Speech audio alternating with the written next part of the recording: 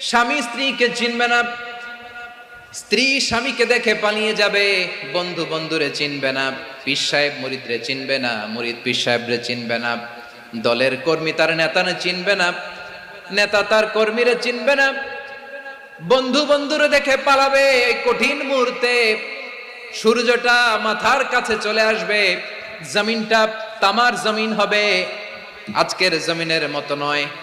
মানুষ ঘর্মাক্ত, ক্লান্ত, শ্রান্ত মাথার মগজগুলো কানের ছিদ্র আর নাকের ছিদ্র দিয়ে বেয়ে বেয়ে পড়বে।